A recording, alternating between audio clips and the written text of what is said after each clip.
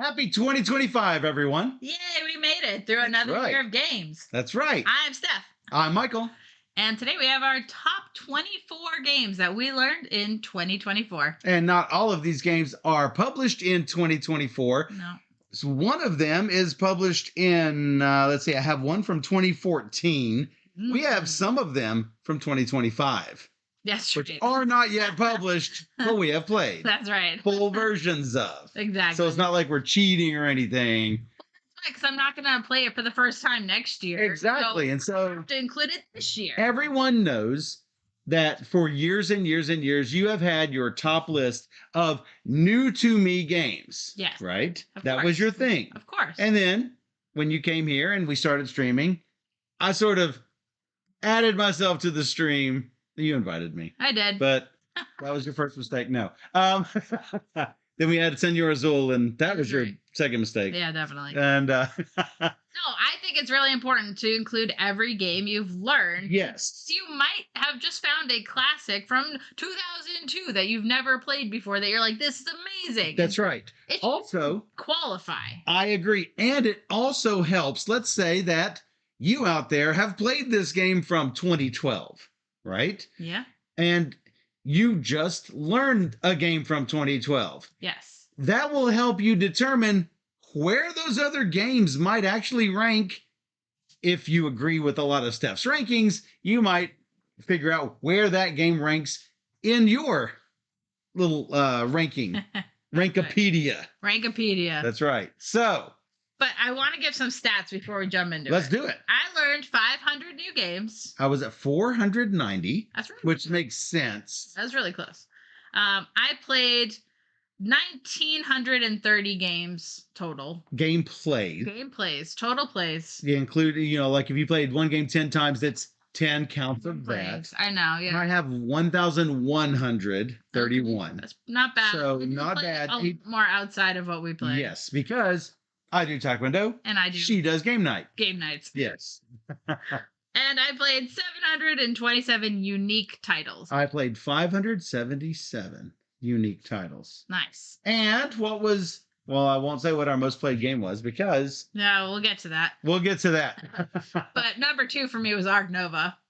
Number 2. Plays of Ark Nova. Not your number 2 game of this year. Ark Nova was a year or two ago. Yeah. It's older news now. Yes. But I've been playing online with Rainer, and Yes. if I play online with friends, I will count those plays.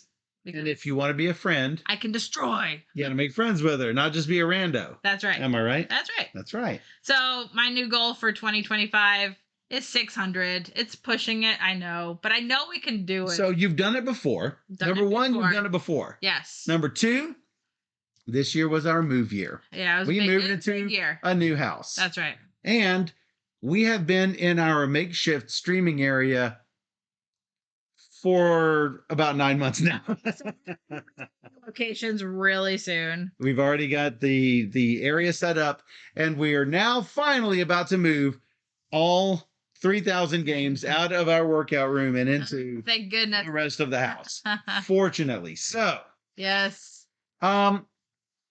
let's go ahead and get to my number 24. Actually, before we do, all but 2 games, Yeah. one of yours and one of mine, Yep. were provided to us by the publishers. Yep. But they did not give them to us in exchange for videos or their placement on this list. Did they? Nope. They gave it to us because they know we like to play all the games. But I feel like the majority of these games are from publishers because we prioritize those. That's right. So we're going to try and play whatever publishers provide before we get to other games that we might have collected. Matter of fact, it's like 99% games provided by publishers. That's So, right. So we try and prioritize that. So that's just a preference. So that's right. So my number 24 game of the year was my number 2 game of June. Yep. Published in 2024, it is Windmill Valley from Board and Dice. So, Euro goodness, an action selection wheel with upgradable spots on the wheel where you can make your actions better. placing your things along the paths to get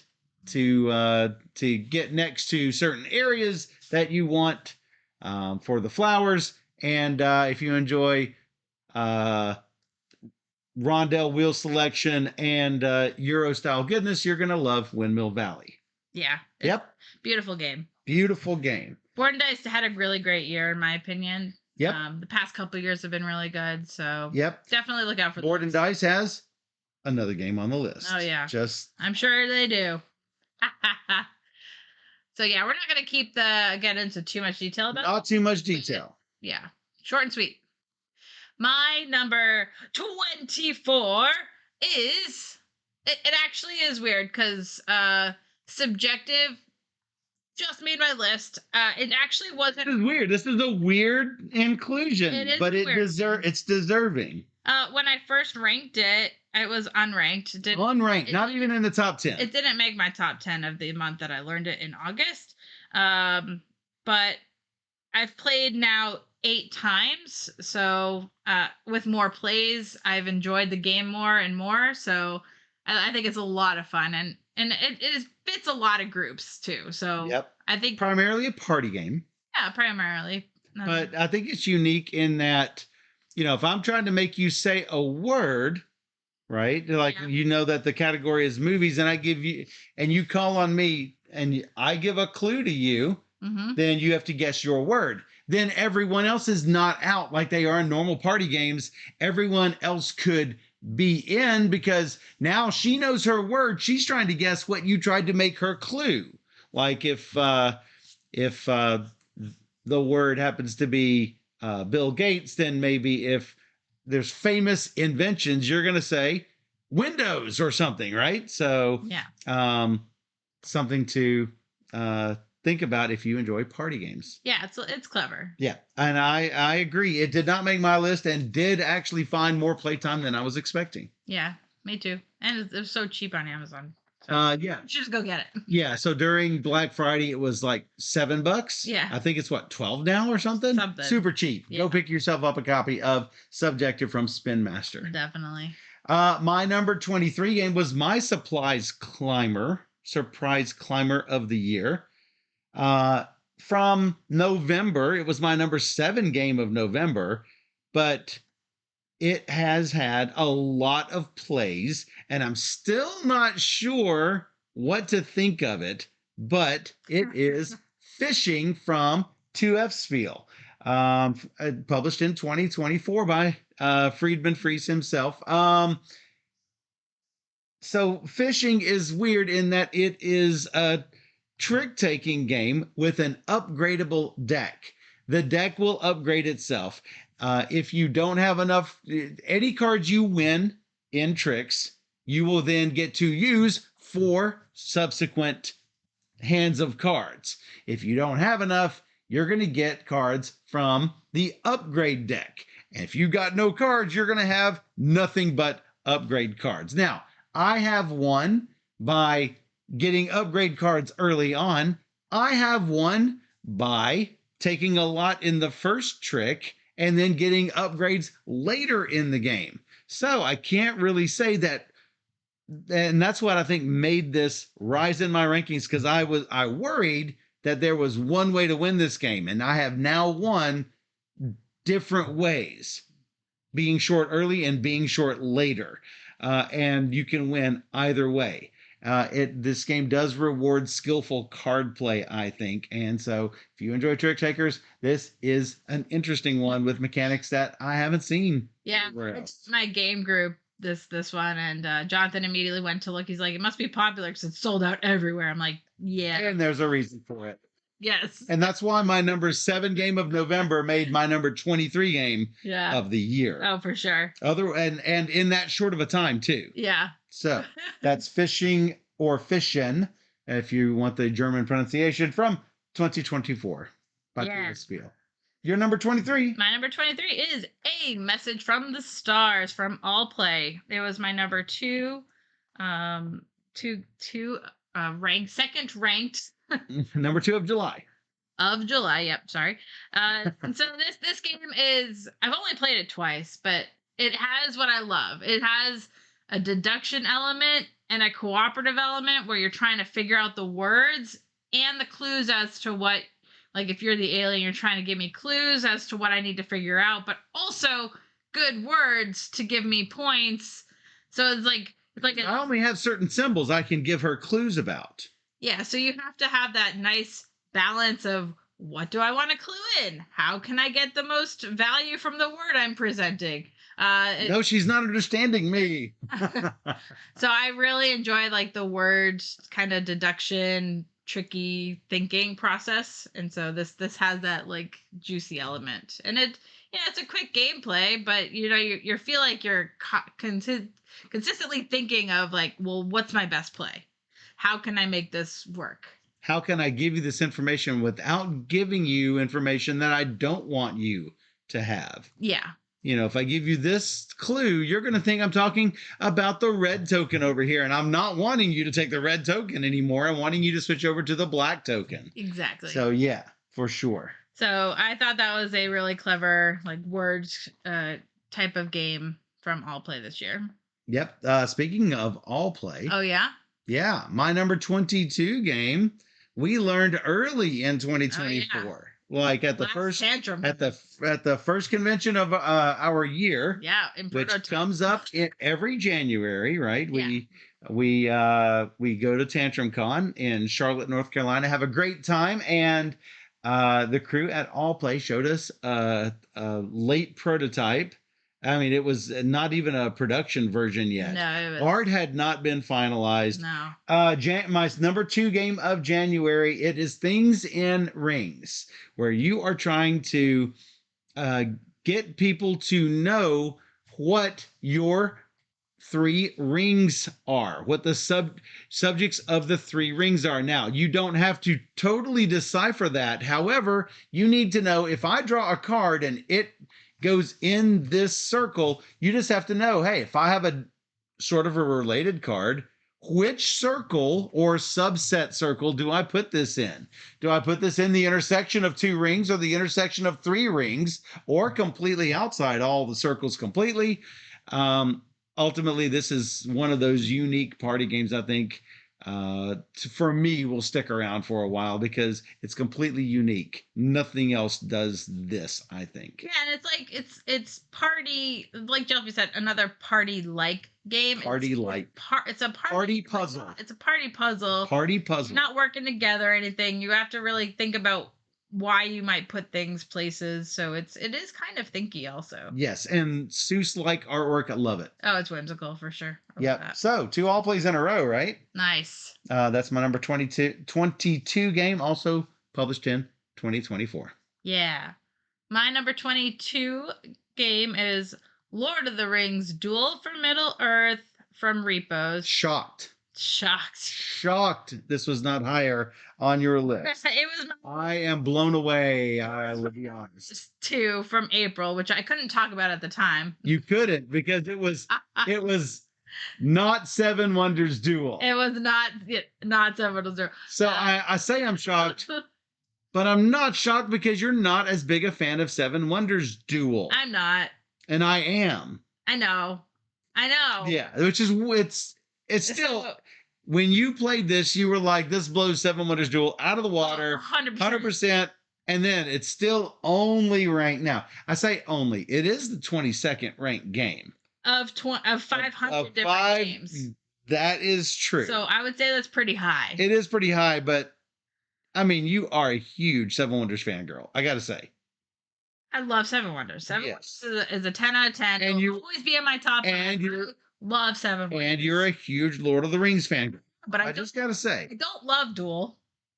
I don't love Seven Wonders Duel. What they did here is particularly nice, though. So I agree. Seven Wonders Duel wouldn't make my list, right? Like, that is much further down.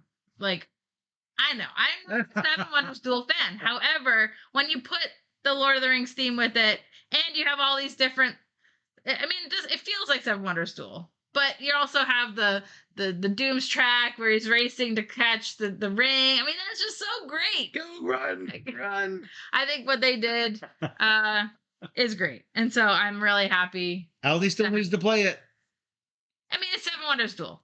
We can teach you. It is very simple, but Yes. gotta admit it's gorgeous. This is probably the best cover of the year. Beautiful. That's probably my favorite cover of the year. Yeah. There's been some great covers, however. Unfortunately, it can't go on the front of your calendar because then you're stepping on all sorts of IP there. IP thing. So that, and I only played it 3 times, but I still love it. It's still a great game. So Sounds great. That's from Repost, published in 2024. yep, that's what's up. My number 21 game of the year is not going to be on your list because I you learned it last played year. you played this in 2023. Yeah. From Office Dog, published in 2024. My number 1 game of June. It's River of Gold by local gamer here, Keith Piggott. Yep. And this game is fantastic, where you are going. Moving your boats down the river and then doing whatever is on the banks, collecting whatever's on the banks of the river, and then doing whatever actions that correspond to things.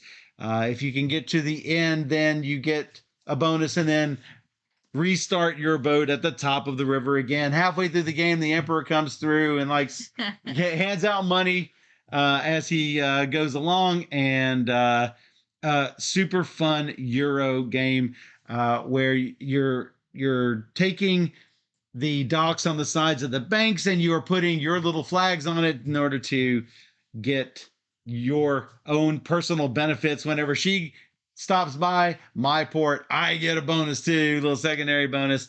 All of that fantastic gaming experience. This does have potential to go up even higher on the list. I love the little shiny gold. They did amazing with that production. They did a great job. So good on Keith for that. I was excited that we could show it off with him. Yes. So if you do need a playthrough, Keith joined us and that was super fun. So check that out. Looking forward to more games from him in the future. Absolutely. That's River of Gold from Office Dog. Yeah. My number 21 of Hey, Jelfia. Hey, Jelfia. is La Familia, The Great Mafia War from Capstone Games. Came out last year, 2023. And it was my number 2 of May because we learned it at BGG Spring. And I got to play with Jelvia. That's right. I've only played it the one time, but you need 4 players. And now I recruited. Is a 2 and 3 player expansion coming out. So excellent. Play it. And well, we still have our copy. So yeah. I recruited Mastermind and fellow schemer Candace Harris. Yeah, so to be my mafia buddy. And Jelfie and I took them on. I'm like, we got to go for it. So there's a few different ways to win this game. And they destroyed us. we destroyed.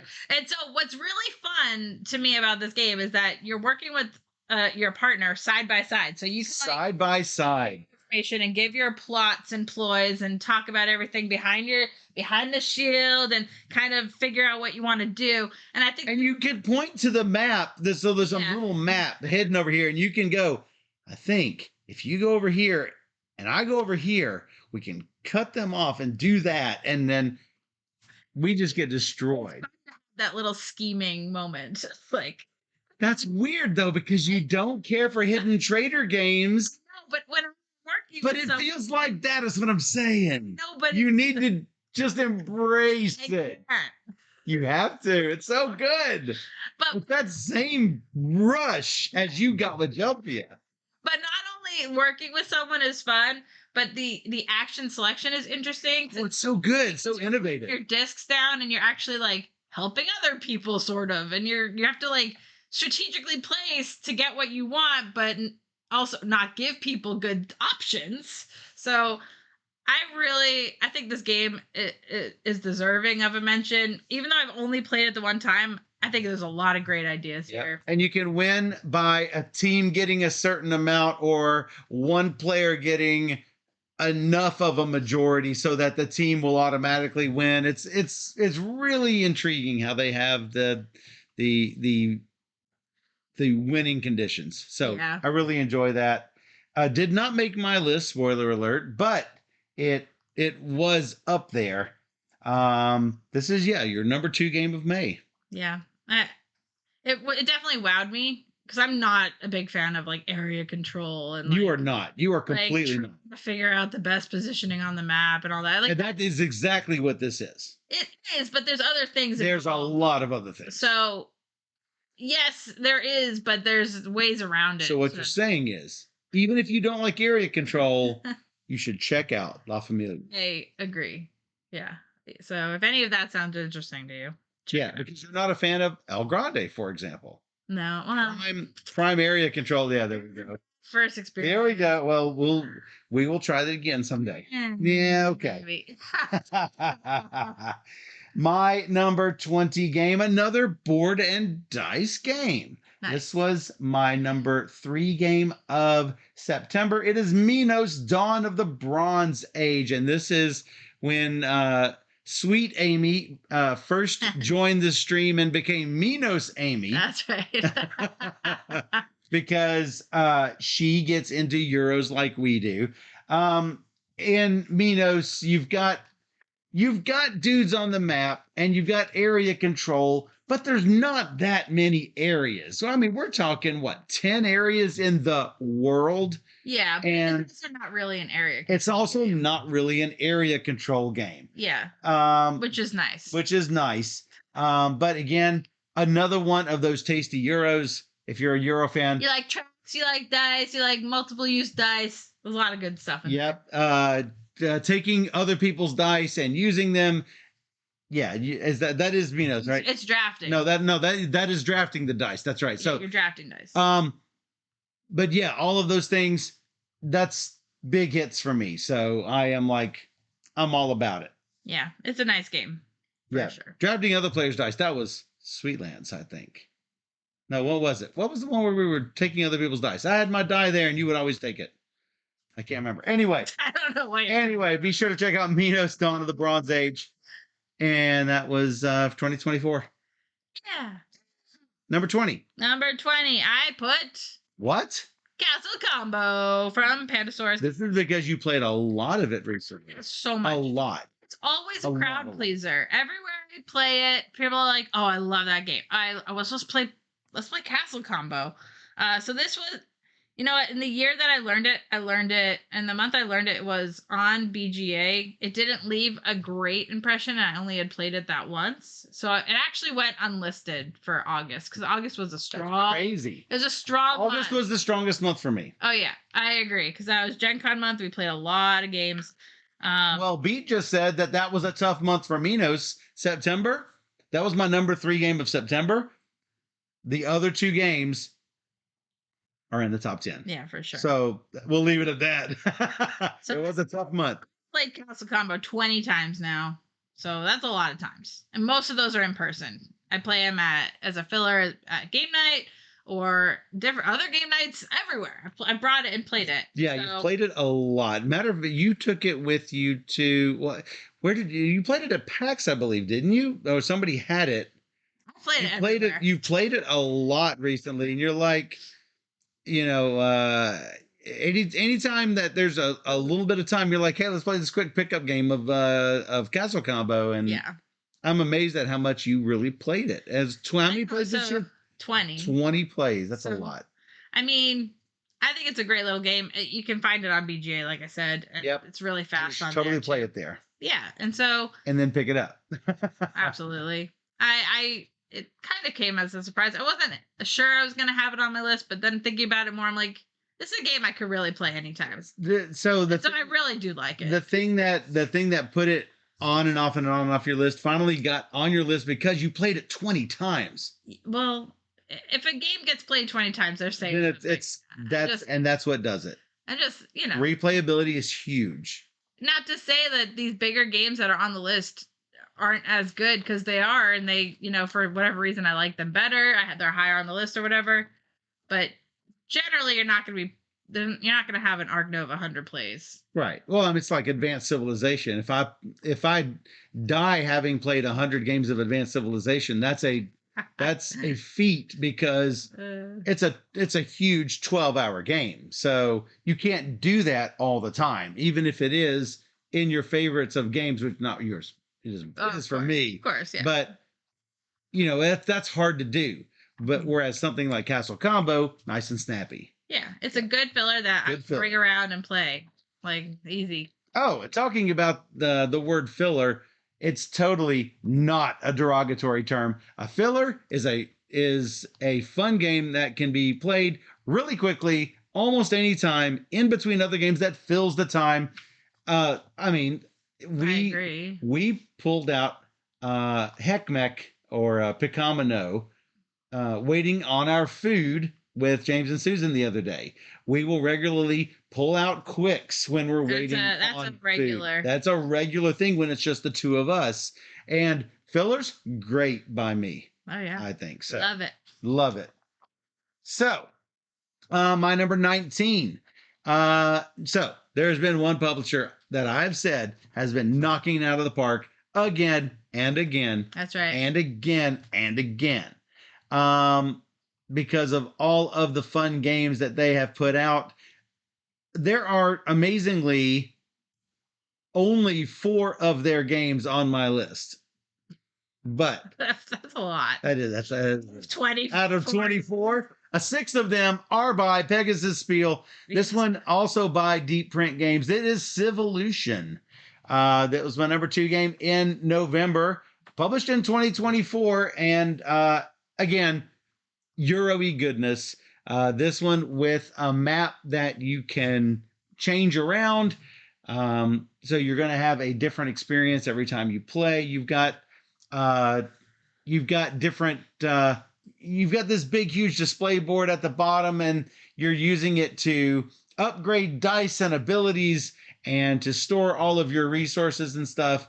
And lots of goodness to be had with Civolution. If you enjoy dice and action optimization and resource management and map stuff on the board, and placing little cities and little settlements on maps, you're going to enjoy Civolution.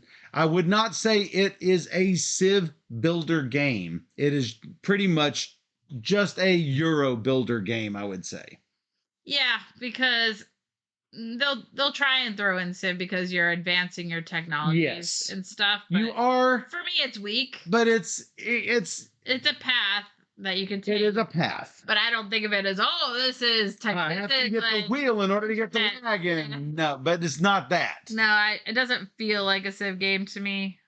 But it does feel like a good Euro, and I don't want to slide it by saying. I agree. Yes. So my number 19, Civolution from Pegasus and Deep Print Games. Yeah. My number 19 is one we talked about called Windmill Valley. Our first duplicate entry. I know, right? It wasn't very close together, but yes. From Board Eyes. This was my number 1 of June. So this came out in 2024. I played it 3 times. I do feel like it already kind of needs extra content for it. Oh, really? When you play with 4 people, you almost go through all of the upgrades. And I have not played with 4. So I found that out when I played with 4 people on my group. So, but they do have bonus content for it, and I think they have maybe an expansion coming or in the works, or I don't know. Very colorful game though. Yeah, so I think this game is really cool. I love the planning of the wheels because you're like, well, if I take this action now, where is it going to be over here? Oh, I tried to plan the wheels and I can't do it. I've just got to be like, whatever's coming this turn, I will just deal with it. So I like how that wheel mechanic works, and like many things that give you the chance to zoom ahead, I will try and do that just because I think that's part of the game. So I kind of rush it, but it is part of the game. Any game where you can rush, she's gonna rush it. I will try. Except me, I rushed it yesterday, but that's a different story. So with Teo, you rushed the ending with the 6s, promoting the 6s, and I don't necessarily always do that. Always do. I might. You killed me with it every time. So that was your number 19. My number 18 game was my number 2 game in July. It was Galactic Renaissance from Madigo. So, I don't generally love area control and dudes on a map. But this is sort of a weird dudes on a map thing in which you've got planet colors and things can go between planets of those colors. Some have multiple colors. And so, like, you can go to, the blue and the red planets and so, but this red planet can only go to the red planets. So you end up getting these little hub areas.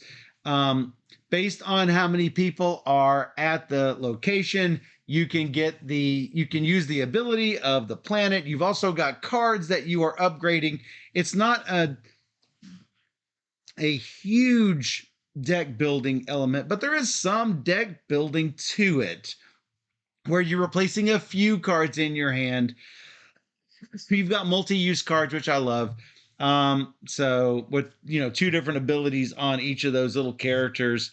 It's a lot of Euros in a row. I mean, it doesn't look like a Euro game, but it is. But more it really is more of a Euro game. So it definitely is deceiving on what it appears to be, what type of game it appears to be. Yes. So it's for that, it's worth trying just because. But it's and another thing that I don't care too much for is our abstracts. This has a little bit of an abstract quality to it in that if I there's a limited number of spaces on each planet, and if I put just enough, maybe I can overflow that planet in order to make them lose pieces and not me. You know what I'm saying? So those are abstracts that I love. This one is weird for me because, like, I really hate the race to 30 points, but also it has like this weird, like, you need at least 10 points in your final turn to hit the 30 points. That's difficult. It's a weird hurdle that's different. So I can appreciate that, but I also don't love it. You can't. I don't not love it. Like, it's weird. It stops that rush to the end until you can make that final. Can you make the final jump and hold the edge of that ledge? Yeah. So it's weird. I like it. Definitely different. So. Yeah. I do want to play it more, and that's why it ended up on the list. Like I say, in this line of Euros, Galactic Renaissance Civilization, Minos, River of Gold. That was not intentional, but they all clumped right there together, and that's not the only one. I got a Euro coming up next, but before that, we're going on to yours. Your number 18. My number 18 is from Pandasaurus Games, called Infiltrators. With an eye on infiltrators. Yeah, traitors. This was my number 3 from June. That's weird because it's above your number 1 from June. Well, that's because of the Windmill Valley needing more. I think so. Content. I think so, but I played it 7 times, Infiltrators, and so this is.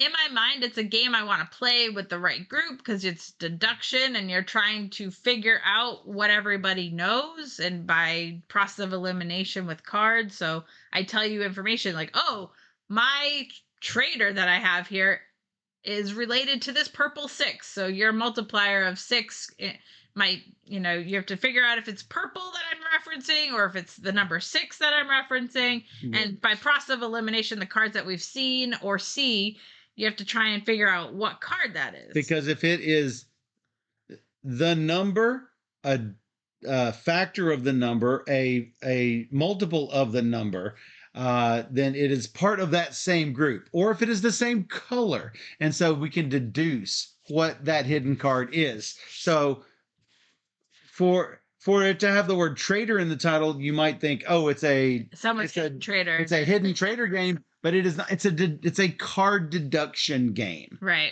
And the trader is not the players. The trader is the card that we are investigating in front of us. And we're basically finding all of the traitor cards from the evil group that has infiltrated our card deck. Yeah, and you work through different missions. So as you get better at the game, you add another suit color.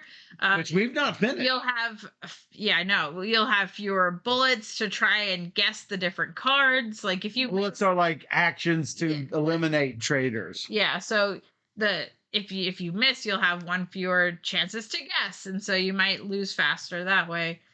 So This, I like the challenging this aspect of almost it. made my list. Yeah. I thought about it. Should play it more. We need to play all the scenarios. All of it. So, certainly a campaign game worth adding to your collection. That's Infiltrators from Pandasaurus. Yeah. 2023 publish. Yeah. My number 17 game. Remember when I promised another Euro? Yeah. I do have one more in me You before probably- we get out of the Eurozone. Well, we're going to have more, but Yeah. first, Clandestine from Brooks Spun Games. It will publish in 2025, and this was my number one game of October. In Clandestine, you have your own little secret society, where you have your big pawns, which has to stay in your little secret society, and then you've got all of your follower pawns and other pawns that can go around the game board. But if you send these things around the game board, then they could be acquired by the enemy over here. But you need to do that because the more tokens that are on a space, the bigger that action is, Mancala style. And then you are going to drop them around the board, Mancala style. And if I move all of these tokens around the board and Steph lets them sit, I have to sort of just let them sit there if it's the wrong type to pick up and move, because there has to be a more leader token to pick them up and move them around. So then I've got to go send out some more of my leaders to fish out the people from the main game board. I think the game board setup, I would say, is rather innovative because they have bends that will make it a pentagonal shaped board for 5 players, square for 4, triangle for 3, and a little semicircle line for 2 players. I really enjoy how that works, where we've played it with multiple player counts. It seems to work quite well. It did not make your list, I don't think. And I think I enjoyed it quite a bit more than you. But I love the Mancala type of action selection and having the different actions around some things you can only do inside your secret society because that's what we do. I mean, I it's not to say I didn't enjoy it, because I did. It just didn't make your list. Yeah, so I think it definitely feels different than other games I've played. Yeah, definitely worth checking out. I am big on games that do things differently than other games, and this does that for me. I think. Yeah. It's not. Yeah, it does borrow the Mancala mechanic, but I think it has the different spaces that I really enjoy. So yeah, I know you value that. I value that less than you. If a game does things I love really well, I will definitely still enjoy it. Right. So, with proof coming up later. Yep. That's Clandestine. Yeah, my number 17 from Pegasus Spiel is Civolution, which is the new huge Feld game. I played it 4 times. It was my 4th position in November. So that's, I would say it's come up on your list, but November was good for you because I still have 3 4 games. titles. Yeah, I have a lot of games from November. Yes, you do. It's great. I think it's great. This game will not be for everybody. I taught it to my group. They didn't really care for it. I mean, I think it does take a specific audience because it's a lot. It's a lot of stuff to look at and process. You're probably not going to do well your first 2 games. But after that, you'll start to see, okay, what works together and how you should manage what's going on. Because you cannot do it all in that game. No, if you do, you're going to get crushed. You'll get run over. But it's a challenging game. There's just a lot of little things that you need to do and learn. It's a big game to set up. Multiple paths to win. Out of the box, you're going to have an hour of bagging and taping and setting up the game to be played. So yeah, because of those dual layer boards, you got to like flip them and set them up tape. just right. So it's a process, and you're gonna have to spend some love to get it going. But So I've played it twice, and you played it 4 times.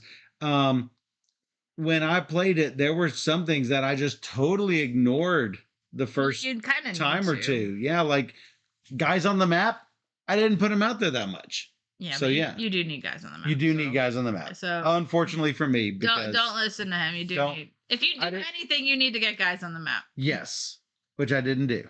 Yeah. Hey, I'm out of the Eurozone. Okay, great. Yeah. Civilization. That was Civilization, your number 17 game. My number 16 game is Astro Knights Eternity from Indie Boards and Cards. My number 4 game of June. It actually, June was a really good month for me. And Astro Knights, the more I sort of rank all of these games up against each other, regardless of what the previous ranking was. And I'm like, how much do I really want to play this game? And Astro Knights Eternity is way up high for me. It's sort of an expansion, but it's still got all of the Astro Knight stuff that I love to play. Big Aeon's End fan. And so if you are, then Astro Knights is a different, cleaner version. I don't think it fires Aeon's End at all. It streamlines it a little. And I would wholeheartedly recommend Astro Knights Eternity from Indie Board and Cards. Yeah. Yeah. Hey, guess what? Hey, what? We have a crossover. Wait a minute. Next one. Your number 16 is my number 15. Your number 3 of April, my number 1 of April. I know. It's crazy. And it comes out next year. It's not even out yet. It's this year. Now we're in 2025. Yes, but it's not out yet, I don't think. No, not yet. Because we got an early finished prototype. Early. It was on Kickstarter at the time, so. Yes, it is. Core of Discovery. Core of Discovery. Yes, from Off the Page Games. Yeah. So. This is so cool. Yes. It's so cool. It's different. Deduction. Yeah, cooperative deduction. You have to expand out, figure out the patterns on the map and how it works, and super cool. Yes. Because if you know one wood is in each row and column, you're like, oh, that one's. Oh, that can't be a wood, and it's not a number 2, and so I can figure out. No, I need to take this one. I need to make sure. Yeah. Yeah. So yeah. Happy New Year, Ruel. Hello, Ruel. How you doing? Happy New Year. We are doing our top 24 games of 2024. We're up to number 16 for you, number 15 for me. Hey, if this seems like it is the type of puzzle game it's cool because there's all sorts of different levels. So every level your objectives are different. And different rule sets different critters. Yeah. Bad guy. There's a whole bunch of extra maps and things. And there's just a lot to discover here, as the title would suggest. Yes. So, definitely, if this seems like a puzzle game you would enjoy, check out our play on YouTube and see for yourself. Yeah. And Cosmic Beat said, yes, back this one because of you. Oh, excellent. That's what we like to hear. Yeah. Your number 15 game. I'm looking for it. There's too many pictures. Did I not grab it? I don't know. We might not be able to have the picture. Found it. You did find it. Okay. She had to scroll for it. Did. Pro streamers. Okay. My number 15 is Next Station Paris from Blue Orange Games. Came out this year. It was my number 1 of May. You are a Next Station fangirl. I love Next Station. Completely. All of them. Yes. I want more. I love it. London, Paris, Tokyo. I'm eating them up. It says I only played 5 times, but if you include all my plays with random people on BJ, it'd be a lot higher because I love all of the Next Station London games. Yes, you do. This one is particularly nice because there's a lot more room to explore because of how that they have the board and the wilds, because you'll get to go again. So you get a whole extra turn, if you will, if you plan things right. And it's so Got to get those bonuses. I gotta get those bonuses for flipping right game. The next station games are just my favorite by far. Like I love them You have always been an and right sort of girl. for sure. But I still think these are of the category my favorite There you go. of the genre. I mean, you can't get a higher recommendation than that. I love them. I mean, yeah, Michael says there's no story involved. There's nothing to remember from game to game. But you know what? I like the puzzle of figuring out the best. It is a enjoyable puzzle. Yes, you are correct. So whatever, Michael. It is a good puzzle, but I don't know how to play it. I'm never. Well, the fact that I seem to make the same decisions that you make, but it's never close on. because I'm really good at it. The shark. You're next station shark. I'm a next station. And Jelvia is playing this right now. Speak. Goes to show how good these games are. Number 15. There you go. I just want to say that your next title, Yes. you learned like at the last day of the year. This is why you do not do your top games of the year in December. This game, which I learned December 30th, I believe, you do not publish your top lists of the month or the year before it is done. That's what I'm saying. Because this was my number one game of December. Again, by what publisher?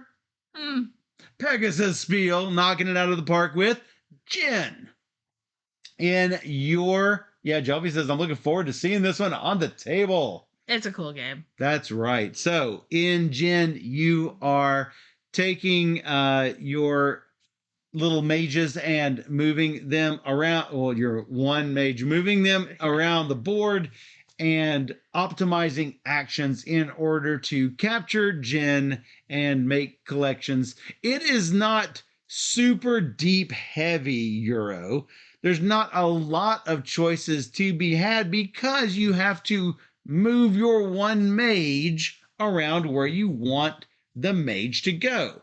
And so you're only going to have a choice of about 2 or 3 different actions. That's still totally fun for me because you are trying to optimize your puzzle. I love puzzle optimization games, resource management, things like that. And this has that. All of that in a fairly quick and snappy playtime.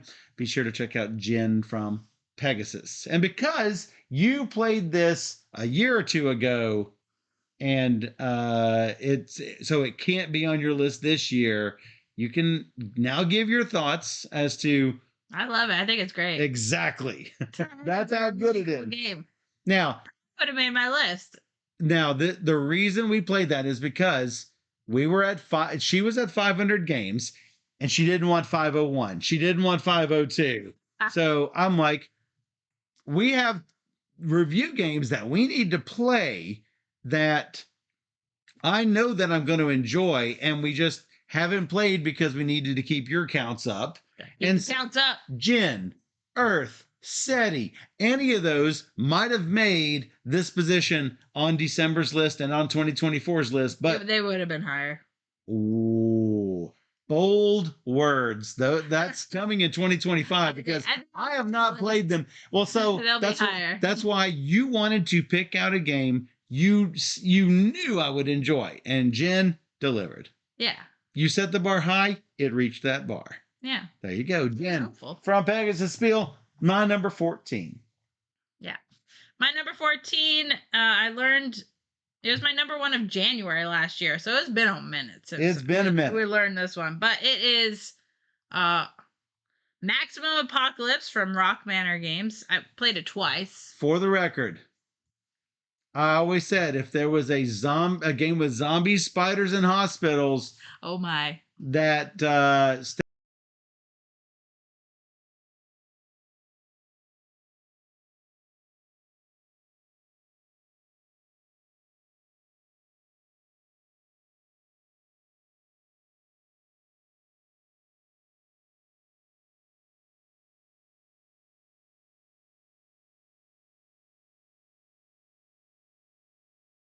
We have not had a mic go out in a while. So, in case you missed it, Maximum Apocalypse, we played it in January, but I've always said if there's a game with zombies, hospitals, and spiders that you would not play it. This game has zombies, this game has hospitals. If it has spiders, which we're not done with the campaign yet, but if it has spiders, my mission is accomplished. I do really like it. There's the discovery element of what's under, like Leroy Jenkins into the next tile. That's you. That's me. And just trying to figure out the best possible thing with your, like, how to manage your deck of cards. I have enough power to take on what's coming at me. Let's go. It's fine. And then it being a co-op is super fun because, you know, you will have a different deck of like powers and abilities and stuff. So everybody has their own thing that they're good at and different cards that will come out. Grizzled vet with the dog. Yeah. Yeah. And so games that tell a story, easy to remember. There you go. I really enjoy, and I want to play through the campaign because I think it's a lot of fun. So it was a big surprise, and we also have the expansion over there, so maybe we can play through that too. I agree. So there was actually we finished up our recent campaign with James and Susan of another game, and we're looking for another campaign game to play. This was on the list as a potential contender. We ended up playing a game that's higher on this list. So that's to come. You'll never believe what number 7 is. No. Whoa. That is Maximum Apocalypse, published in 2018. Oh yeah, we had like a new edition of it or something. Yes. So yes. Yeah, it's totally fun. My number 13 game is another big mover because it is my number 4 game of May, and I've only got one other game from May, so it leapfrogged my number 3 and 2 game of May. Yeah. And why did it appear as high as it did? Because of all of the playtime we've gotten from it. Mm-hmm. So we learned this game at BGG Spring with Aldi, and we had an absolute blast with it. It is Don't Mess with Cthulhu from Indie Boards and Cards, published in 2014. Yeah, this is as distilled down of a hidden trader game as I could probably stand for it to be if it were distilled any further than that, it would be like weak like the like Coup or the Resistance, which is not enough for me. This is enough for me. This is just enough to have a really quick hidden trader game. You know, it's really like easy to understand. It's easy to understand. It's really good. You're trying to find Elder Signs, don't find Cthulhu. Go. That's it. That's really it. So, I have played the heck out of it this year. I do really enjoy it. You did that. You were thinking about putting it on there, so I know it's right off your list. It was. Along with another game that's going to make your top 25.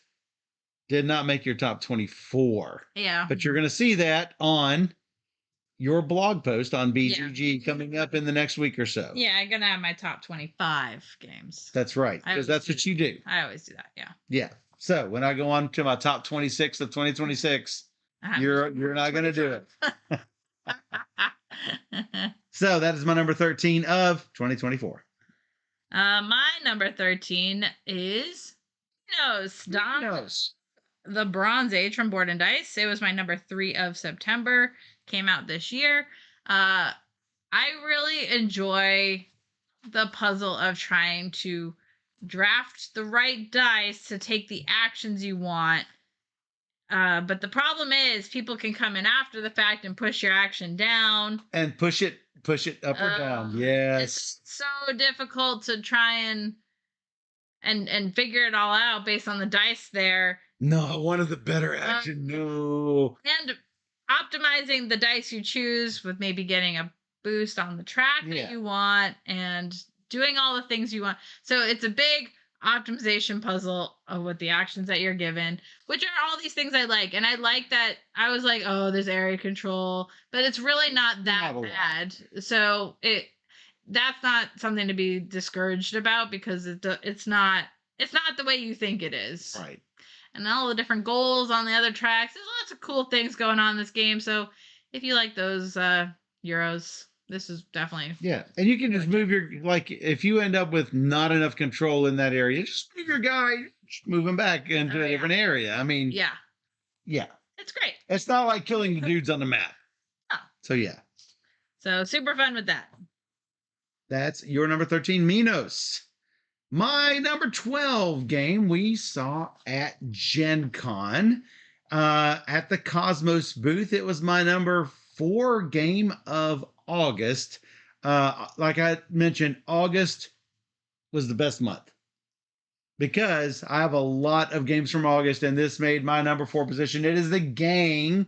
I've always said that Texas Hold'em poker tends to intimidate a lot of people due to the betting aspects and trying to read other players and not knowing how to bluff. This takes all the bluffing and competitive aspects out and replaces it with a cooperative aspect. Basically, you and everyone at the table are bank robbers, but really it's just a pasted on theme. Basically, at its heart, in the Gang, you are trying to rank your Texas Hold'em poker hands from best to worst. If you do, you succeed. If you fail, then you fail. So that's pretty much it. If I said cooperative Texas Hold'em, a lot of people wouldn't understand what I mean. This is what you want if you're a fan of poker. This might be able to get your friends into actual real poker. It's funny because like I've played with people who don't know poker at all, and then I've played with people who are like sharks and understand all of the everything about poker that get really into this too. It's like so both aspects I've seen and people enjoying it in either case. So it's cool.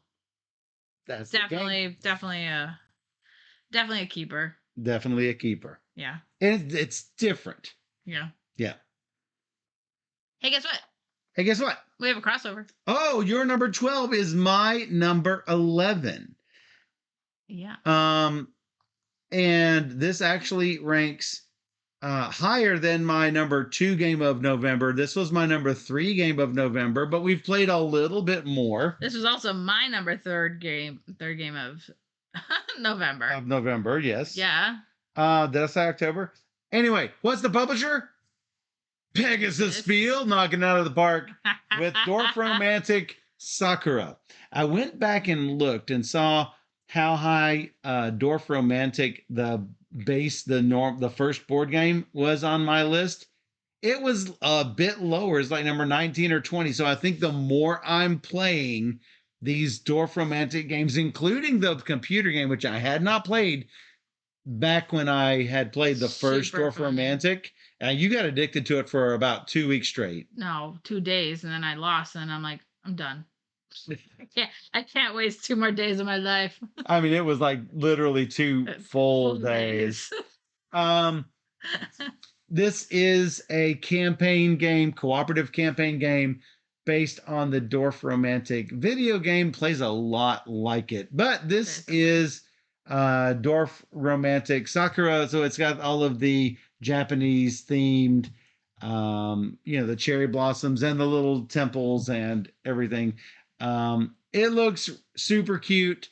It's a very pretty game. So far, it is a lot like Dwarf Romantic, the board game, but I suspect there will be significant differences as you open up new things and unlock new tiles and ideas and mechanics and yes, good stuff. Yes. Who doesn't love opening things in games? Exactly. And the more we have played cooperative campaign games, the more we are gravitating to them. Our top, so this is our number 12 and 11. Our top 12 games are filled with cooperative campaign games. This is true. Spoiler alert. We like them a lot. We like them a lot. Love them, actually. Dorf Does Board Games. Yeah. That's right. I love this. And so someone asked me, do you prefer Dwarf Romantic or Dwarf Romantic Sakura? I'm like, it really go Same. with the one that you think you would like better. Like they're pretty similar as far as starting out goes. So if you like it and you play through it, you get the other one and play through that. That's what you do. I mean, same Yeah. thing with Pandemic Season 1, Season 2, Season 0. I think it's similar sort of thing. If you like Pandemic, you play those. Yeah. It doesn't really matter where you start because it's going to be, it should be a fantastic experience either way. Yeah. Yeah. All that. Cousin B said, "Por qué no los dos? Give me all the dwarfs." That's right. Your number 11, we've talked about. We did. It is Astronaut Eternity from Indie Boards and Cards. This was my number 2 of June, and I really have loved all things. All things. Then Astronauts. All things. All the things with all of it. Just we'll play it and we'll love it. It's just like we already know. Cooperative deck building. Thumbs up. I think their system that they have here is smooth. It's well designed. Different things coming into play. The super big challenge and the big bads, the main bad guy enemy, whatever you want to call them. Yeah. In either An's End or Astronauts, it's always a little bit different. Always. Yeah. So props to Indie for that's what's cool. Making those experiences unique. Yeah. Doesn't feel samey. Never. So that's great. Yeah. And the characters are all a little bit different. So that's good too. Yeah. So that's Astronauts Eternity making both of our lists. Yeah. Yeah. My number 10 game is my number 4 game from November. Nice. Rising up over the number 3 and 2 games of November. Another cooperative adventure game, campaign type game. It's not necessarily a campaign, but it sort of is. There's different chapters to complete.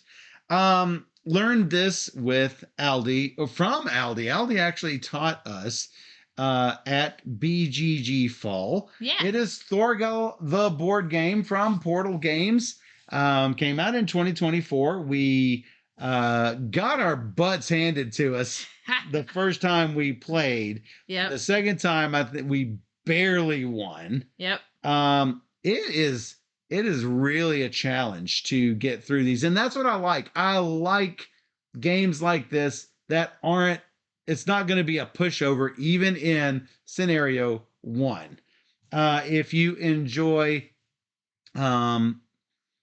story-based games where you've got a decision to make as to do you do decision A or B, and that's going to influence what happens throughout the story, with a little twist that there is also resource management in there, then you will enjoy games like Thorgal.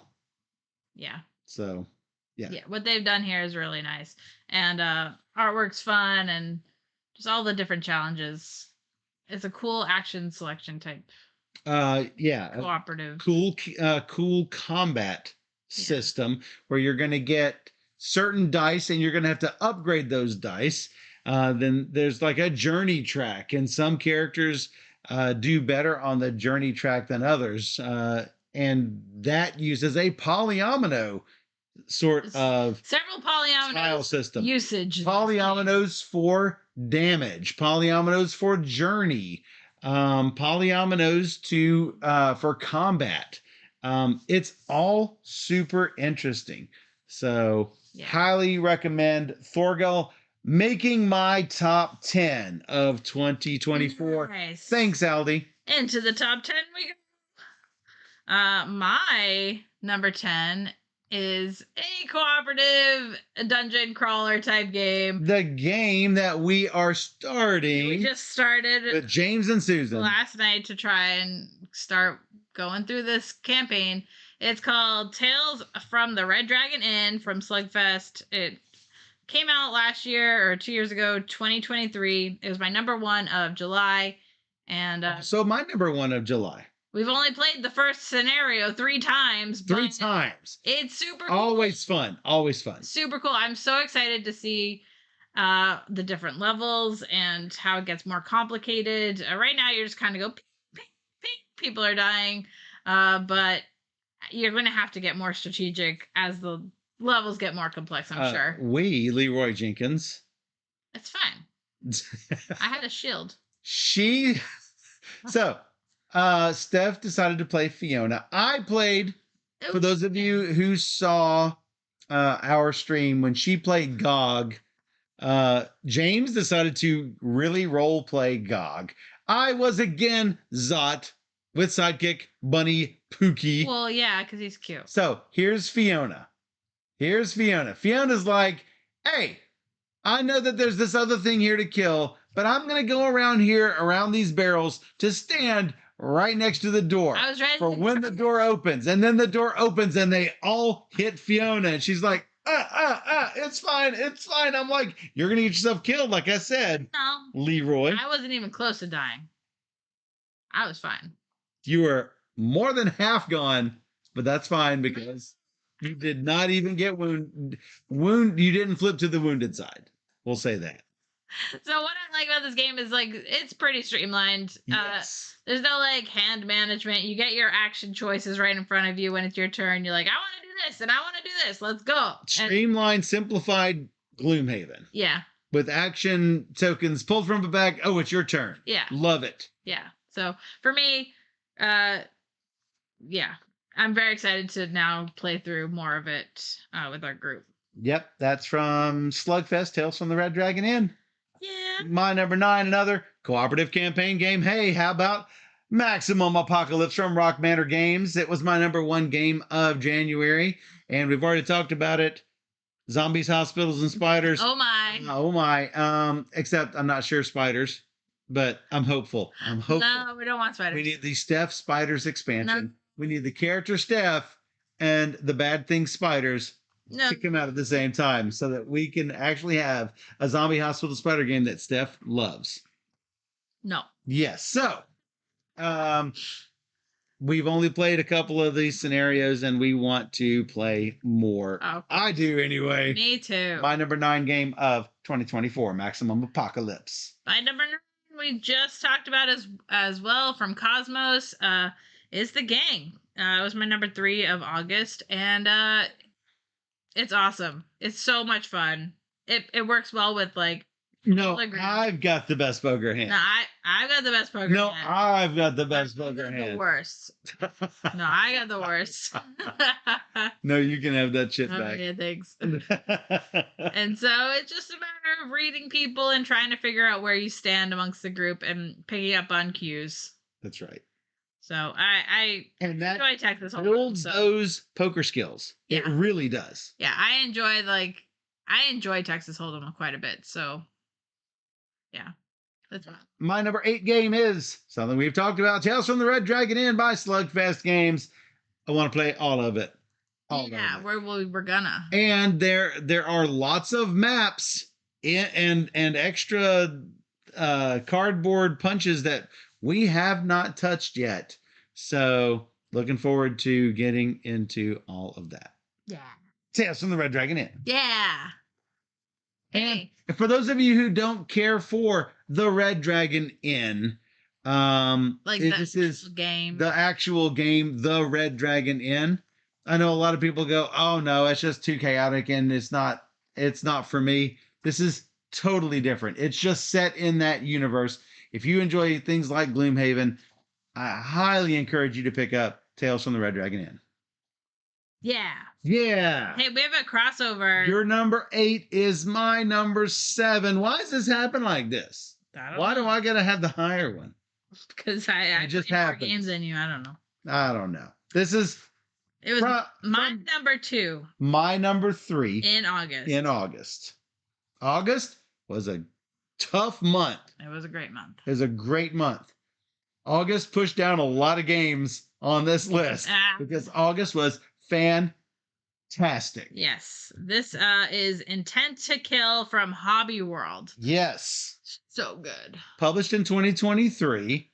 We got it at Gen Con, Yeah. which Gen Con for the two of us, it's not a game playing convention. It is a game gathering convention. And then we play after, which is why August and September were really, really good. That doesn't always happen like that. A lot of times Gen Con games are just like mass market release stuff, whatever. This, fantastic. This is a great game. It is a 1v1 or 1v many, I suppose, but it works really great. It's a 2-player game. It works really great. If you are into trying to figure out a pattern and trying to figure out what's going on, then you can play the side of the cops. Or if you really want to try and be the mastermind behind what's happening on the player board and make your kills wisely, you can be the killer. And it's all about asking the right questions and trying to deduce what's lies and what's not lies and how can you do it.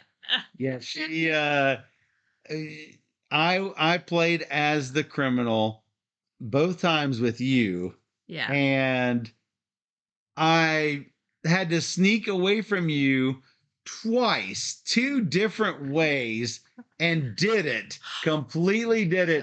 Because so here's the thing. I intentionally, one time I had my friend group, my criminals friend group cover for me. Yeah. If my memory serves me correctly, I did not have that luxury the second game, and it was a little bit more difficult to slip away, but you asked exactly the wrong person and got exactly the wrong misinformation so that you said, this is definitely the killer. I'm like, yes, fall into my trap.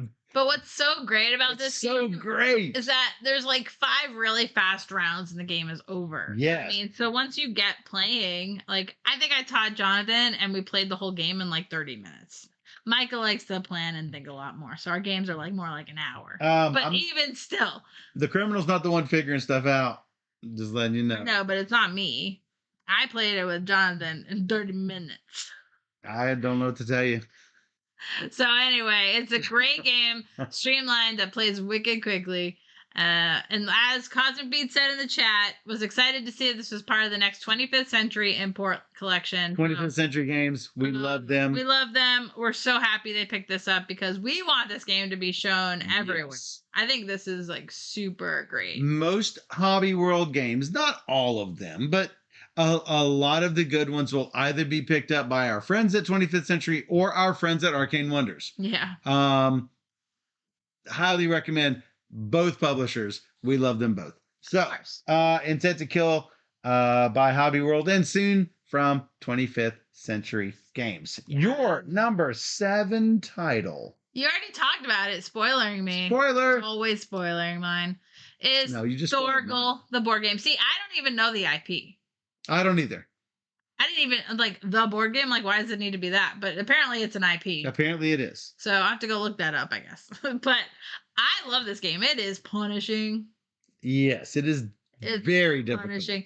So, it also reminds me of Robinson Crusoe, because it has the same art style. It does. And so it's not similar in the fact that what you're doing is the same, but it is a cooperative punishing game. So there has those. Well, there was an event card that was drawn as like, hey, activate this icon on your scenario, and the icons, I'm like, that reminds me of a Robinson Crusoe icon. Sure enough, Portal Games. So yeah. All of the choices here are great, and can you pull it off? You're like, it's so fast because it's only like what, 9 rounds or 8 rounds or something. 8 or 9 rounds and it's done. Yeah, so you get 4 actions each round, and can it all come together in time? Yeah. And so I love that challenge, and like the fact that we've played 3 games and only won one of the games is pretty fun. So gives us something to work towards. Yes.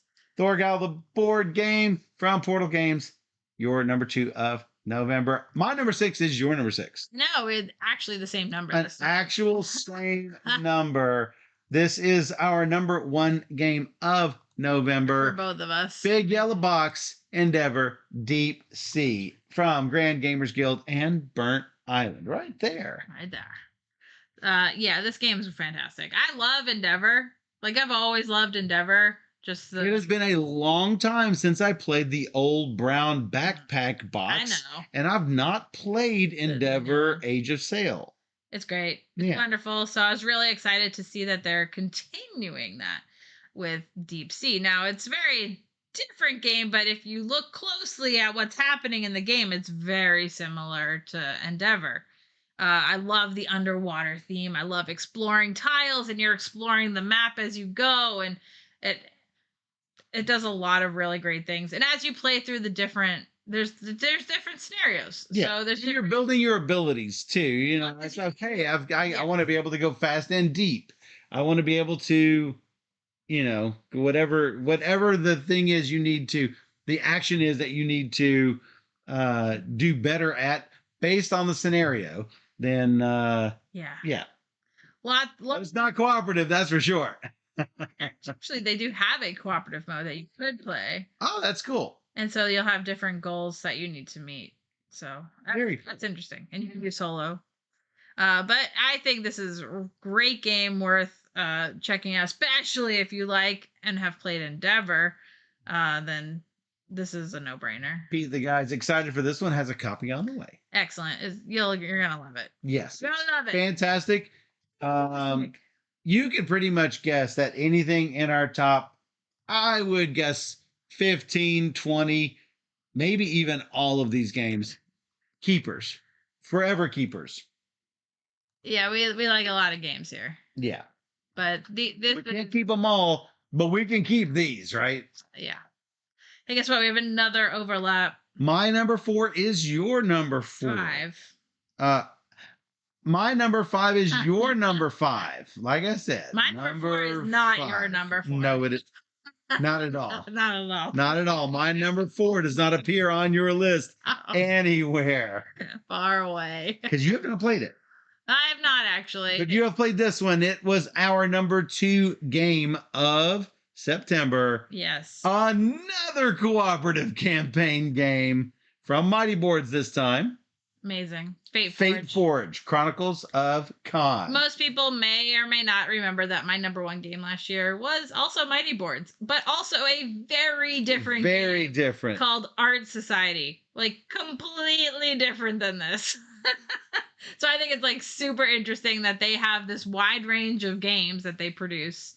And that I like them both. I love them both. So yes, for completely different reasons.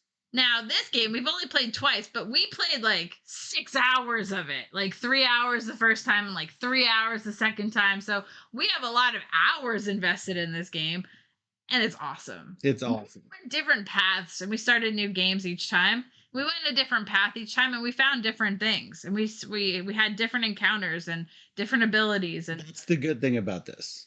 It's so fun. Oh, my God. I love it. I love it. And that's why it hit our number 4 game on the list. So, why did we not play this with James and Susan? That's next. That'll probably be next. We'll talk them into it. We'll talk them into it. It's really good. Yeah. Last night I did not think we had enough time to invest in a big Fate Forge learning experience, whereas Tales from the Red Dragon Inn, a snappy scenario. Much more snappy to get into. So, that is why we chose that. But Fate Forge.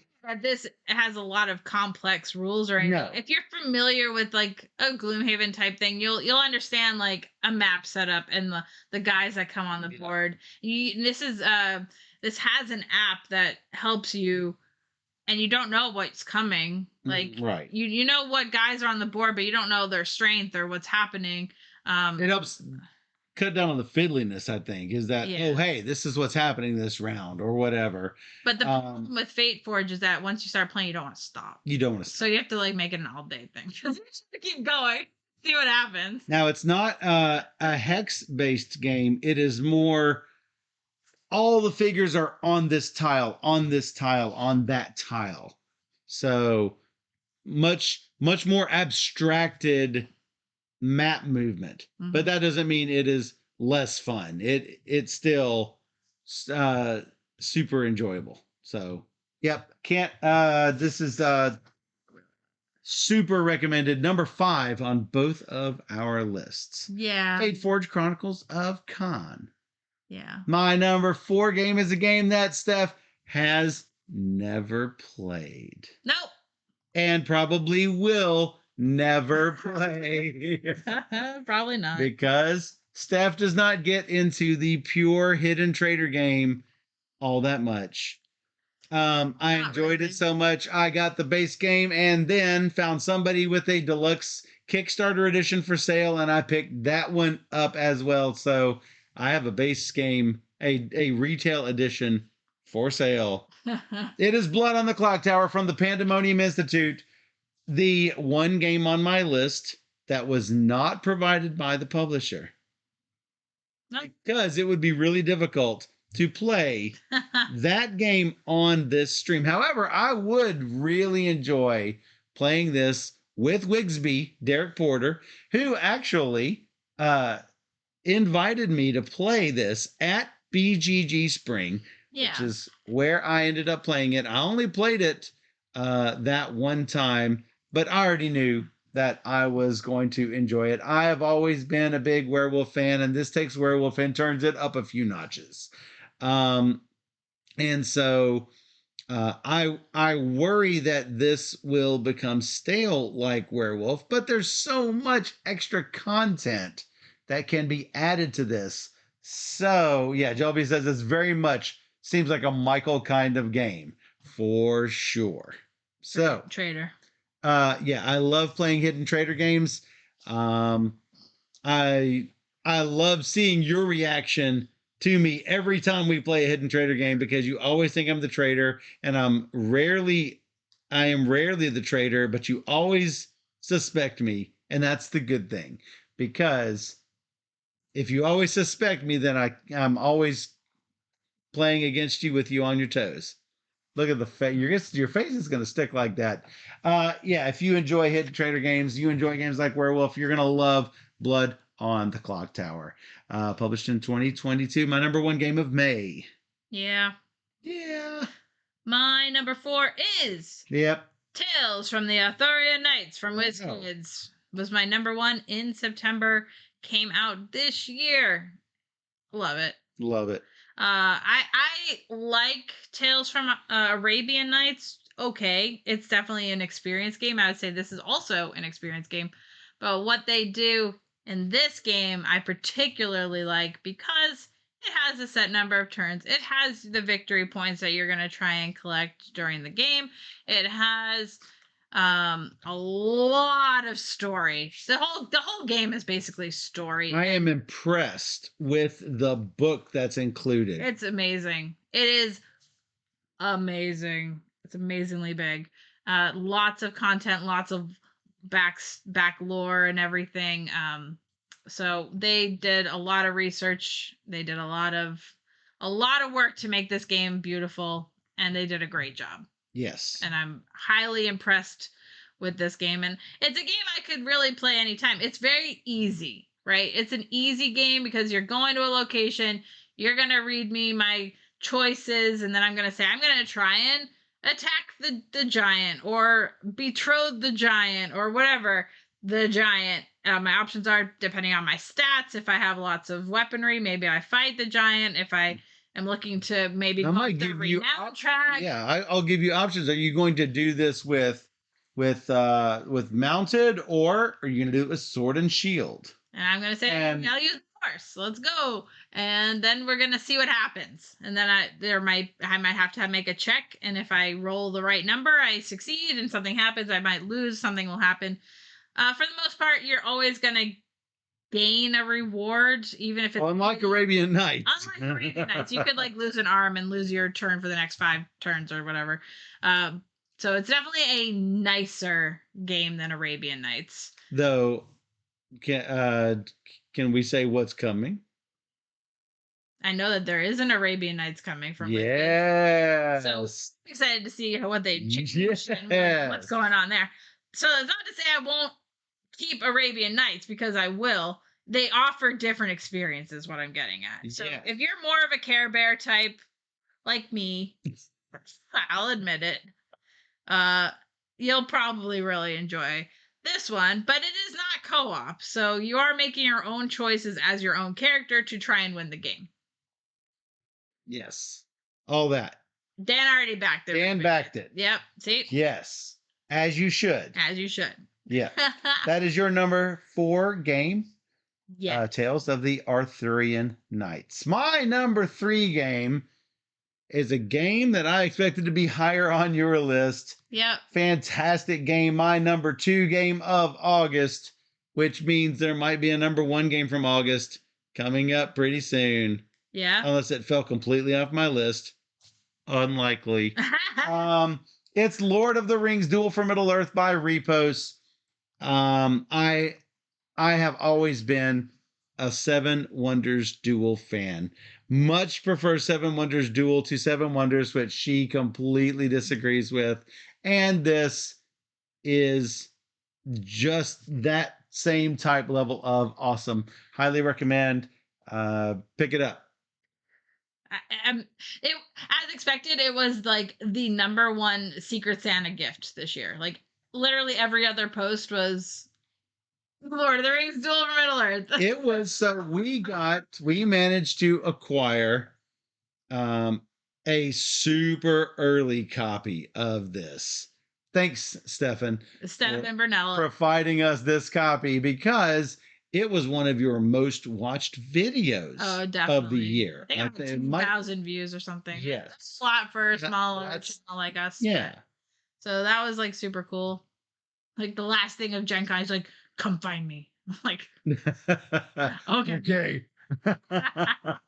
Okay, let's go. So anyone who knows Stefan and Steph knows that we do championship of the world of the universe. World champion of the universe or universal champion of the world or whatever shenanigan level title that we can put on our Seven Wonders games or our Challengers games or whatever we're doing. And so yes, we've done Seven Wonders Architects, Seven Wonders, and Challengers. And Challengers. The 3 bigger ones, yeah. And I am the current holder of the crown for the World Universe Champion of Seven Wonders. Yeah, but I'm the crown champion of Challengers. Yes, you are. By 1 card. So, if anyone wants to join us, we are going to be doing Tantrum stuff at Tantrum Con. We did a Challengers event last year. We're doing Don't Mess with Cthulhu this year, but if we end up with a copy of Challengers, we might do the World Championship of the Universe. That's right. At Tantrum Con. Yes, it'll be so fun. Yes. That is so fun. That is my number 3 game. Your number 3 game? Not on my list because I have not played it. It was not provided by the publisher. So the other one, yeah. It is a game that I have played a previous version of.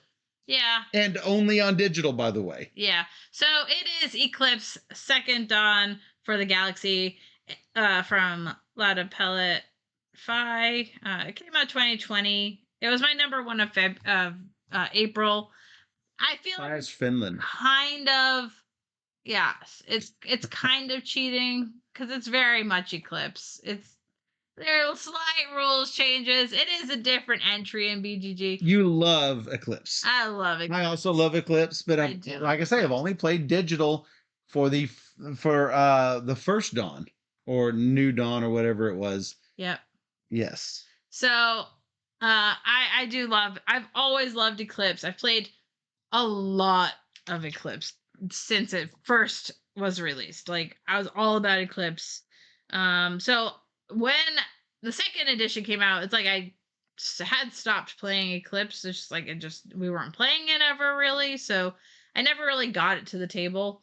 But then I finally got it to the table in April and it's fantastic. But I knew it would be. It's basically Eclipse. I know it'll be high on my list when I play it, for sure. But now there's new expansions expansions that I'm dying to try for it. They're right down there. I know. I want to play it so bad. So all that I'm sure is great. Amazing game. We should do it. Yeah. That is Eclipse, Second Dawn for the Galaxy from Lotta Pellet. Yeah. Yeah. And even though you weren't provided that, you were provided. No, were you provided the others? Yep, You the were. expansions I was. Yes. So we need to play them. My number 2 games we've already talked about. It is Tales of the Arthurian Knights from WizKids, my number 1 game of September 2024 release. This takes everything that you enjoy from Tales of the Arabian Nights and fixes all of the bad stuff about Tales from the Arabian Nights. Steph already mentioned the fixed number of turns, but there's also a much less fiddly encounter system. It is a much more elegant way of dealing with skills, where it's not just, oh, do you have a normal skill or a master level skill? No, it is, what level is your skill from 0 to 6? You always have a skill at level 0. A lot of in Arabian Nights, if you didn't have skill 1 or skill 2, you're doing the other action. And it sometimes, like you say, it was punishing. And this smooths that out a lot. Yeah. I greatly enjoy Tales of the Arthurian Knights. I appreciate all of the hard work that they put into the mythology, getting all the mythology right, and pulling in all of the stuff that they have over the past 8-9 years, however long they've been developing this game. Highly recommend. Now, my number 2 game of the year. Yeah. Your number 2 is not on my list. It barely missed my list. It was on my short list. Doesn't see the greatness that Sweetlands provides. I do. I just love this game. There are so many Euros on my list. I know. This is the best one, though. Look at the twinkling in her eyes. So good. It's so good. Now, there's nothing really new in this game, like that they're like, oh, this is like a great new mechanic. I've never seen it before. And that means a lot to me, for sure. That's why it's on your list. However, what they do have comes together so nicely. I love your unique player power. I love trying to place all these different buildings and land tiles on your board and make the roads connect. But you have to do that with all of your action selections that you're taking. And when you take an action, you have to discard a card or 2 or 3 cards. So you're managing your hand of cards to be optimal. But you also want to play your cards in your hand to get the bonuses on the cards, because it kind of has a small tag system that you want to collect certain tags. And it just all comes together so nicely. And when I had to send it on to the next reviewer, I cried and cried and cried. And me and Sweet Amy, we got Sweet Amy's name from this game because we love it so much. It is. So you're looking forward to it, is what you're saying. When this comes out this year, let's go. I'm going to bring it everywhere. I'm going to play this game. Definitely a 2025 release. Yes. I love it. Love it. Love it. There you go. And if you want to see how sweet this game is, be sure to check out our video on YouTube. Just search for Board Gamer Steph, all one word. That's it. A playthrough video and a separate teach video. Yeah, that's right.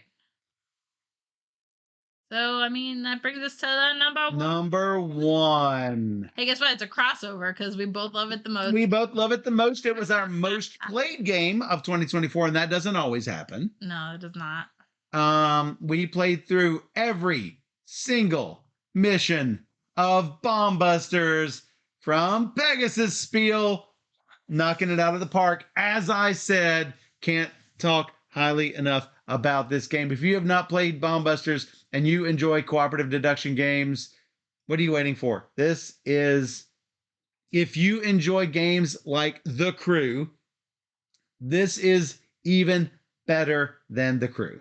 I agree. And I love The Crew. Love The Crew. I love The Crew. This is great. There are 66 missions. I played this game 101 times. You played it slightly fewer because I brought this to different 798 something, yes. Yeah, and so We played completely through with our group, so now we need to find another group and play it again. And the good thing is, you can play through this again without really spoilering anything. Yeah, because it depends on the group. It depends on the group completely. You're gonna get different tools, you're gonna get different tiles, but you'll have the same what you're doing mission, but it's gonna change depending on who's at the table, 100%. So you need to know your players. There's unlockable stuff. There's stickers and challenges to unlock. There's all sorts of goodness. I will say I was impressed at how they could keep it different from game to game. 66 missions. And if you can play a game 66 times, and that's 66 wins, probably more like 100 times, like it is with us. Yeah. And in fact, we were slightly ahead of Pegasus Spiel for a little while because there are missions in which you have to access things over the internet, but I'm not going to say anything more than that. And they were not ready by the time we came to certain areas. But on the last day that we played, they just released the last two. Everything we needed to hit mission 66. It's great. So we went back and played the ones we had missed. And then the last mission came together so nicely. And they made every mission a little different. Yeah. Highly recommend. Yeah, I don't know. I mean, it's amazing. I want Bomb Busters 2. I am waiting for Bomb Busters 2. I really hope that. I mean, it's Hisashi. I mean, I love his stuff. Hayashi? Yes. And he does amazing games like Yokohama and stuff. Yes. So I hope he does another Bomb Busters 2. Even though the game came out many years ago under a different title. This one? Yeah. I did not know that. And I didn't play it, obviously. But they must have added to it because they didn't have the internet stuff. Well, yeah. So I don't know exactly. I mean, they might have, but it might have been in a different language or whatever. Maybe. But I don't know. I want more. It ended, and I'm like, why is this happening to me? I want more Bomb Busters because it is that great. Yeah. And matter of fact, you advocated for it when we were playing games with Aldi at BGG Con. Oh, I love it. So we're like, hey, always will play y'all need to play this. Always will play it. I will always play this game. If so, people want to play, let's play. Yeah. For those of you who skip right to the end and want the rundown, here is the review. All right. My number 24 game of 2024 is Windmill Valley from Board and Dice. Number 23, Fishing from 2F Spiel. Number 22, Things and Rings from All Play. Number 21, River of Gold from Office Dog. Number 20, Minos, Dawn of the Bronze Age from Board and Dice. Number 19, Civolution by Pegasus and Deep Print Games. Number 18, Galactic Renaissance from Matago. Number 17, Clandestine from Brooks Spun Games. Number 16, Astronauts Eternity from Indie. Number 15, Core of Discovery from Off the Page Games. Number 14, Jin by Pegasus Spiel. Number 13, Don't Mess with Cthulhu from Indie Board and Cards. Number 12, The Gang from Cosmos. Number 11, Dwarf Romantic Sakura from Pegasus. Number 10, Thorgal the Board Game from Portal. Number 9, Maximum Apocalypse from Rock Manor Games. Number 8, Tales from the Red Dragon Inn from Slugfest. Number 7, Intent to Kill from Hobby World and soon from 25th. Number 6, Endeavor Deep Sea from Grand Gamers Guild and Burnt Island. Number 5, Fate Forge, Chronicles of Khan from Mighty Boards. Number 4, Blood on the Clock Tower from the Pandemonium Institute. Number 3, Lord of the Rings Duel for Middle-earth from Repos. Number 2, Tales of the Arthurian Knights from WizKids. And my number 1 title, Bomb Busters from Pegasus Spiel. All right, I guess I'll go run down mine too.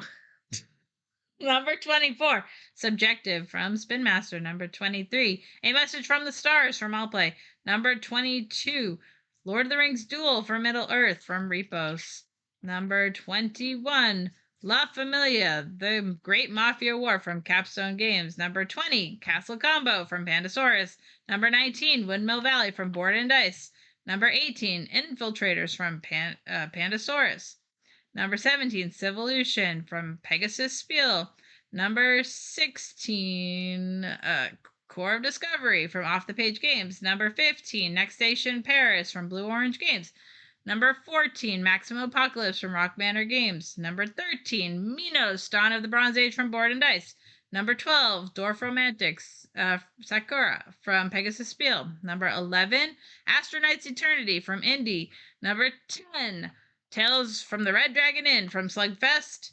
Number 9, The Gang from Cosmos. Number 8, Intent to Kill from Hobby World. Number 7, Thorgal the board game from Portal Games. Number 6, Endeavor Deep Sea from Grand Gamers Guild and Burnt Island. Number 5, Fate Forge, The Chronicles of Khan from Mighty Boards. Number 4, Tales of Arthurian Knights from WizKids. Number 3, Eclipse Second Dawn for the Galaxy from Lada Pellet. Number 2, Sweetlands from Uchibakoya. And number 1, Bomb Busters from Pegasus Spiel. And that is our top 24 of 2024. Pretty great year, I'd say. Pretty great year. Any game you could play more than 100 times is pretty great. That's right. Heroic says, and Bomb Busters is Pegasus Spiel? Pegasus Spiel for the win. They definitely had Yes, the most. they had the most. I even had Witness on consideration. I love Witness. That's a 5th one that would have been on there. No, and I was on and off the list. I'm like, oh, I really like the game. I've only played it once, though, so I ultimately didn't put it on the list. But they had a killer year, for sure. Good job to Anton and the folks from Pegasus Spiel. Yeah, for sure. Providing us all of those games that we get to share with y'all. Yeah, it's a lot of fun. A lot of fun. Highly recommend their games.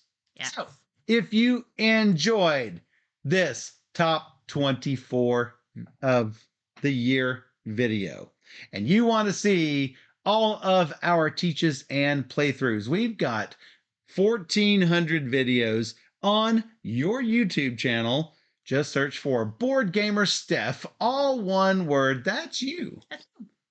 15 letters. Yeah. And full of subscribe because goodness. We'll play a lot more this year. That's right, we will.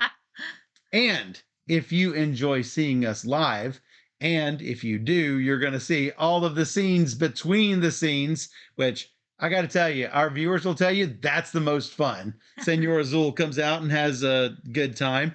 And we get to say all of the things that maybe you don't get to see on the videos. You can watch all of these things on our Twitch channel. Just come to twitch.tv/BoardGamerSteph. We stream live every Wednesday and Sunday night at 5 p.m. Central, as long as we're not at a convention or something. And every time we stream 3 games and usually a lot more every single stream. So come join us on Twitch where we play all the games. And for those on Twitch, we'll be right back.